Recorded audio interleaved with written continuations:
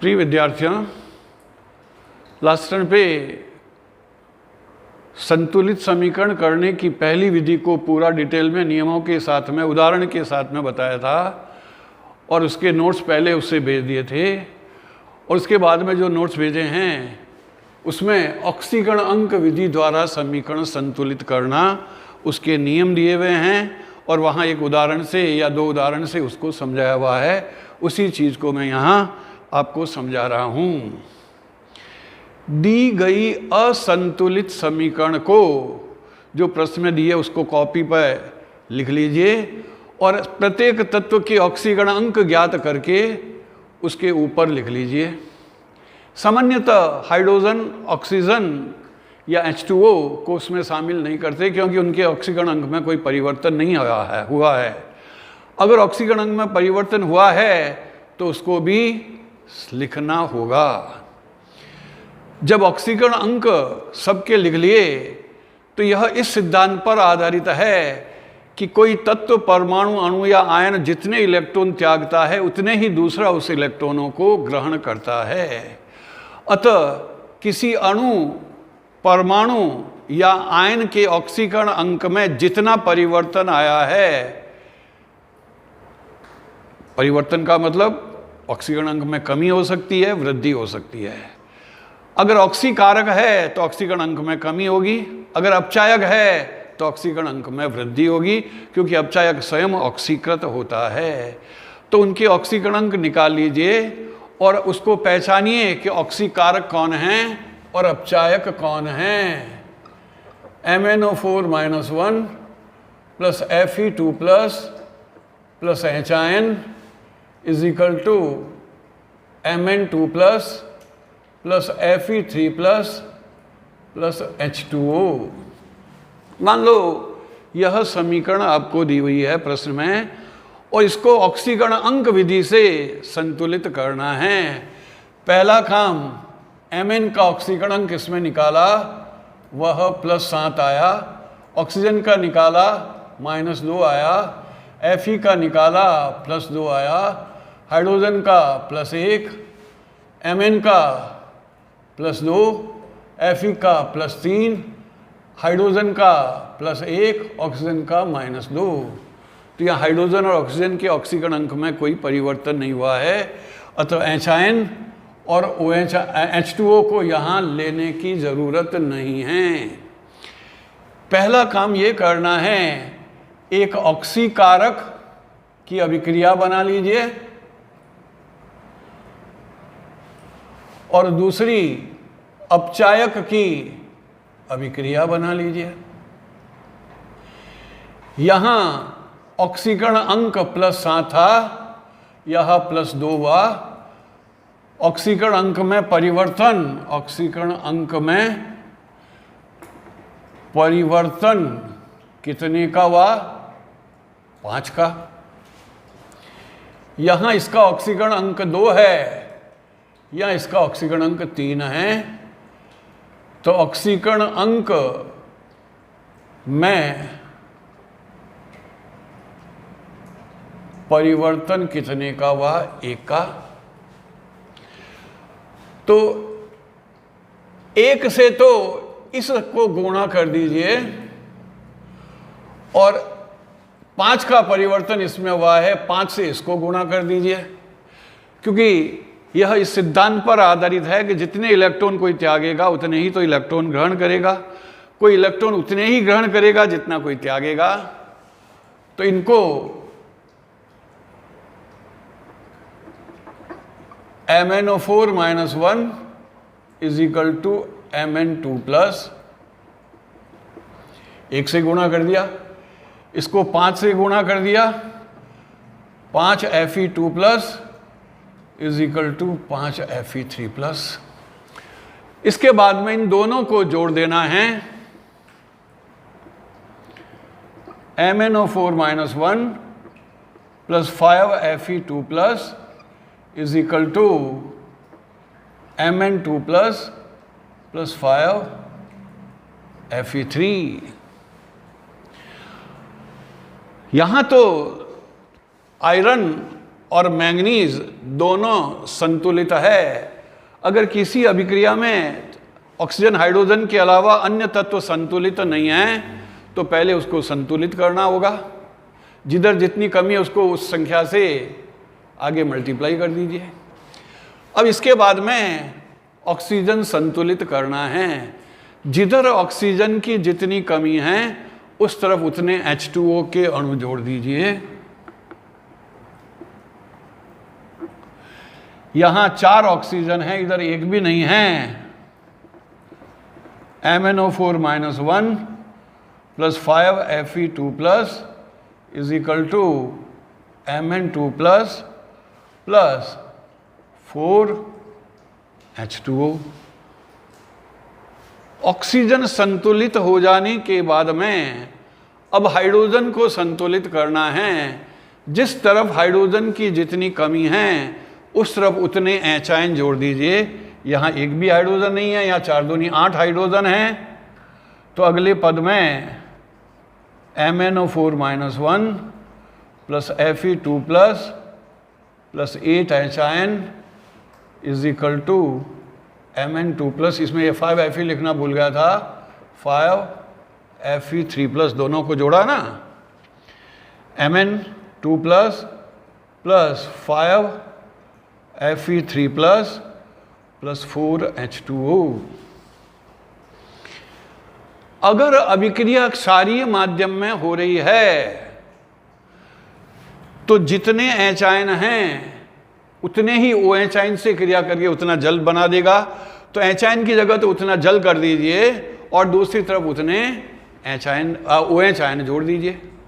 और अगर कोई समान अणु या आयन समान हैं दोनों तरफ तो पक्षांतरण से उसको संतुलित कर लीजिए। अब इसमें देखिए आवेश अपने आप संतुलित हो गया। एक Mn 4 ऑक्सीजन, यहाँ 5 लिखा नहीं है, 5 Fe2 +, ये 5 Fe, 5 Fe, हाइड्रोजन 8, 4 दूनी 8, तत्व पूरे हैं।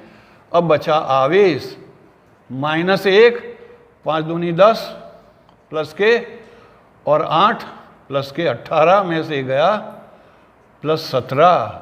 अगर इधर भी +17 है तो ये आपका संतुलित है। Mn के ऊपर 2 प्लस हैं और 5 × 15, यह +17, यह भी संतुलित है। इस प्रकार ऑक्सीकरण अंक विधि से अपन संतुलित करते हैं। बस क्षारीय माध्यम में इतना ही ध्यान रखना है कि जितने H आयन आए हैं उसकी जगह उतने H2O रख दीजिए और दूसरी तरफ उतने OH आयन जोड़ दीजिए। ये ऑक्सीकरण अंक विधि द्वारा संतुलित करने का तरीका है। आपकी बुक में जितने भी उदाहरण दिए हुए हैं उनको दोनों विधियों से सॉल्व कीजिए। जहाँ तक परीक्षा का सवाल है, स्कूल की परीक्षा का, वहाँ पर आपको अगर किसी विधि का नाम लेकर पूछा है ऑक्सीकरण अंक विधि से तो आपको ऑक्सीकरण अंक विधि से करना है। इलेक्ट्रॉन आयन विधि से तो आयन इलेक्ट्रॉन विधि से संतुलित करना है, जो पहली वाली विधि थी। और अगर कुछ नहीं लिखा तो दोनों में से जो आपको आसान लगे उससे कर सकते हैं। जहाँ तक कंपटीशन का सवाल है वहाँ तो 4 आंसर होंगे, तो आप जो आपको आसान लगे उससे संतुलित कर दीजिए। और कंपटीशन में क्या होगा, यहाँ x, y और z, यहाँ a, b और c लिखा होगा और 4 आंसर होगा। x का मान 1 है, y का मान 5 है, z का मान 8 है। यहाँ a का मान 1 है, b का मान 5 है और c का मान 4 है। ऐसे 4 आंसर आपको दिए हुए होंगे चेंज करते हुए, तो आप आसानी से पहचान सकते हैं। इस अभिक्रिया को अपन ने लास्ट टर्न पे आयन इलेक्ट्रॉन विधि से भी संतुलित किया था। और मैंने आपको कहा था कि आपके प्रैक्टिकल में एक टाइट्रेशन है जिसमें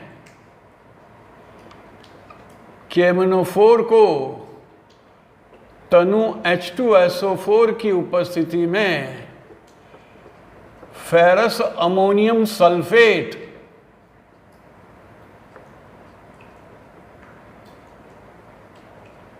के साथ क्रिया कराते हैं तो K2SO4 MnSO4 Fe2SO4 का होल थ्राइस, अमोनियम सल्फेट का ना तो ऑक्सीकरण हुआ है ना अपचयन हुआ है, तो एज इट इज आ जाएगा और H2O आ जाएगा। चाहे ऑक्सीकरण अंक विधि से संतुलित की हुई है, चाहे आयन इलेक्ट्रॉन विधि से संतुलित की हुई है। इससे आप इसको कैसे संतुलित करेंगे, थोड़ा सा दिमाग लगाना पड़ेगा। ये यूं कि यूं आपकी बैलेंस हो जाएगी इतनी लंबी, और प्रैक्टिकल रिकॉर्ड में आपको आणविक समीकरण भी लिखनी होगी, आयनिक समीकरण भी लिखनी पड़ेगी, दोनों के अलग अलग नंबर होते हैं। अब यहाँ K1 है और यहाँ पर K2SO4 है, इसका मतलब MnO4 को 2 से गुणा किया गया है, तो इस इक्वेशन को 2 से गुणा कर दीजिए, तो ट्वाइस KMnO4। एचाइन 8 है, 8 एचाइन का मतलब क्या हुआ, 4 हाइड्रोजन अणु, या H2SO4 के रूप में देखें तो एक H2SO4 में 2 हाइड्रोजन हैं, तो 8 दूनी 16 हाइड्रोजन होनी चाहिए, तो 16 का आधा 8 H2SO4 होना चाहिए। यहां 5 Fe है, तो 5 को 2 से गुणा किया तो 10 आया, तो यहां 10 FeSO4 NH4 whole twice SO4.6 H2O। तो ये तो K2SO4 एज इट इज आ गया। चूंकि MnO4 को अपन ने 2 से गुणा किया है, तो ये ट्वाइस MnO4 आ गया। या Fe2 है, 2 Fe है, या टोटल Fe 10 चाहिए, तो ये आपका आ गया 5 Fe2SO4 का होल थ्राइस। यहाँ 10 है तो अमोनियम सल्फेट भी 10 होंगे, 10 NH4 होल ट्वाइस SO4। यहाँ 6 जल के अणु, 1 के साथ में 10 के साथ में 6 60, 60, और 4 दूनी 8, 4 यहाँ पर है, 2 से गुणा किया 8, तो यह 68 H2O आ जाएगा। यह आपकी आणविक समीकरण संतुलित हो गई, चाहे वो ऑक्सीकरण अंक विधि से की गई हो या जो पहले आप कर चुके हो आयनिक विधि से, दोनों में से किसी से भी करो, ये आपकी संतुलित समीकरण होगी। इसमें KMnO4 यहां ऑक्सीकारक है, फेरस अमोनियम सल्फेट का फेरस सल्फेट अपचायक है, अपचायक।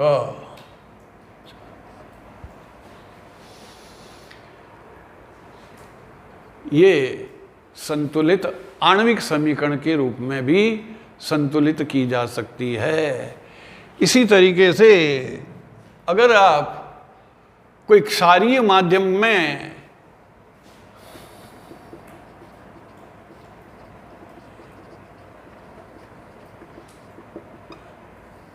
ऑक्सीडेशन नंबर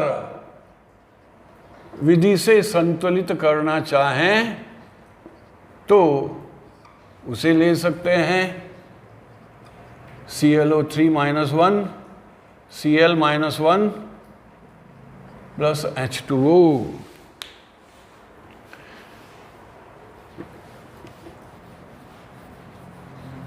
पिछली टर्म में पढ़ चुके हैं कि यहाँ क्लोरीन ही ऑक्सीकारक है, क्लोरीन ही अपचायक है, क्योंकि यहाँ क्लोरीन का ऑक्सीकरण अंक 0 है, ऑक्सीजन का -2 है, हाइड्रोजन का +1 है, यहाँ 3 दूनी 6 में से 1, क्लोरीन का +5 है, यहाँ क्लोरीन का -1 है, हाइड्रोजन का +1 है, ऑक्सीजन का -2 है। इसका मतलब हाइड्रोजन व ऑक्सीजन के ऑक्सीकरण अंक में कोई परिवर्तन नहीं हुआ है। तो पहले Cl2 = ClO3-1 और दूसरा Cl2 is equal to Cl-1। यहाँ 2 क्लोरीन परमाणु हैं एक अणु में और यहाँ 1 है, तो इसका 0 से +5 हुआ है, तो 2 क्लोरीन के लिए कितना हुआ? 10 हुआ। यह 5 का अंतर है, तो आप चाहो तो 5 लेकर के भी कर सकते, बाद में उसको गुणा कर देना। Cl2 is equal to ClO3, change in oxidation number, ऑक्सीकरण अंक में परिवर्तन बराबर 5 का। यहां 0 है और यहां -1 है, ऑक्सीकरण अंक में परिवर्तन -1 का है। अब इसको तो 5 से गुणा कीजिए, इसको 1 से कीजिए। 1 से किया तो यही आया, Cl2 is equal to ClO3 -1, और इसको 5 से किया तो 5 Cl2 is equal to Cl-1। यहां आपका क्रिया कारक में 5 आ गया, यहां पर 1 आ गया। अब अन्य तत्वों को पहले संतुलित करना है। यहाँ क्लोरीन 2 है, यहाँ क्लोरीन 1 है, तो Cl2 is equal to 2 ClO3 -1, और यहाँ 5 Cl2 इज इक्वल टू 5 दूनी 10, 10 Cl-1। अब इन दोनों को जोड़ देना है।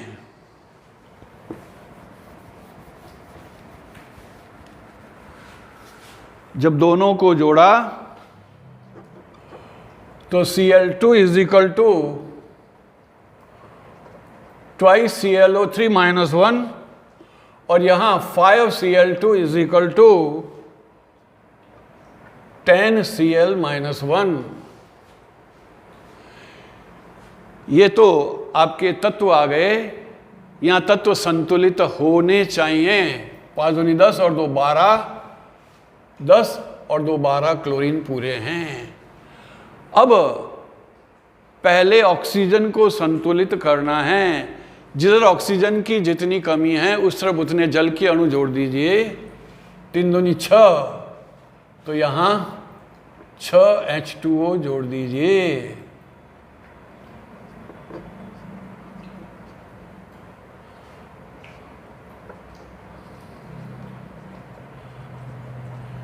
Cl2 plus 5 Cl2 plus 6 H2O is equal to 2 ClO3 plus 10 Cl। अब अभिक्रिया क्षारीय माध्यम में हो रही है, तो पहला काम हाइड्रोजन को संतुलित करना होगा। 6 दूनी 12 हाइड्रोजन इधर है, इधर एक भी नहीं है, तो Cl2 plus 5 Cl2 plus 6 H2O is equal to 2 ClO3 -1, 10 Cl-1, और 6 दूनी 12 H-ion।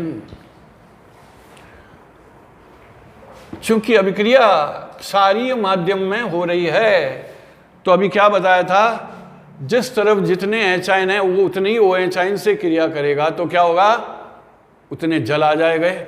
तो यहाँ तो 12 H2O कर दीजिए, और यहाँ 12 H-ion हैं तो 12 OH-ion यहाँ कर दीजिए। बाकी को एज इट इज लिख दीजिए। 5 और 1 6, अपन इसको ऐसे भी लिख सकते हैं, 6 Cl2 plus 12 OH plus 6 H2O is equal to 2 ClO3 -1 plus 10 Cl-1 plus 12 H2O। अब 6 H2O इधर हैं, 12 H2O इधर है, 12 में से 6 गए 6, तो यह इक्वेशन आपकी बनी 6 Cl2 plus 12 OH-ion is equal to 2 ClO3 -1 plus 10 Cl-1 plus 6 H2O। यह संतुलित होनी चाहिए।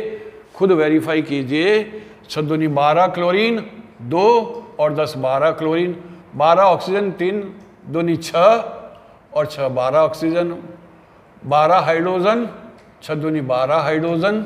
तत्व पूरे हैं। चार्ज क्लोरीन पर 0 है, इधर -12 है तो नेट -12 हुआ।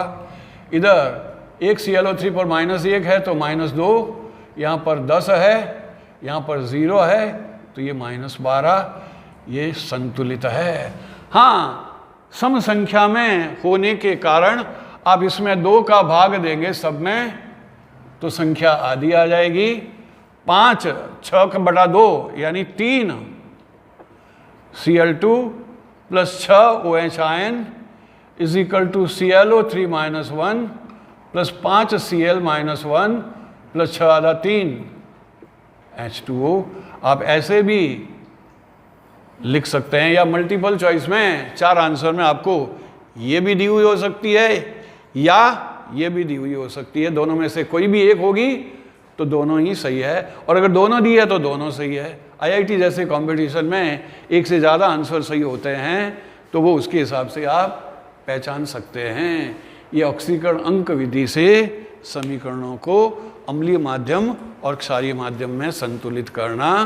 यहाँ तक के नोट्स लास्ट टर्न तक आपको दिए हुए हैं और वो इसके साथ में दे दिए हैं, उदाहरण समझा दिया है। आगे भाग शुरू होता है रेडॉक्स अभिक्रियाओं के प्रकार। रेडॉक्स अभिक्रियाओं के प्रकार में 2 प्रकार के जो हैं वो तो लास्ट टर्न वाले नोट्स में दिए हुए हैं और अगले 2 है जो अगले वाले में आएंगे। इससे पहले जो नोट्स दूंगा मैं उसमें उनको होगा कि रेडॉक्स में 4 प्रकार की अभिक्रियाएं कौन कौन सी है। कॉम्बिनेशन रिएक्शन या addition reaction, decomposition reaction, displacement reaction और डिस्प्रपोर्शनेशन रिएक्शन।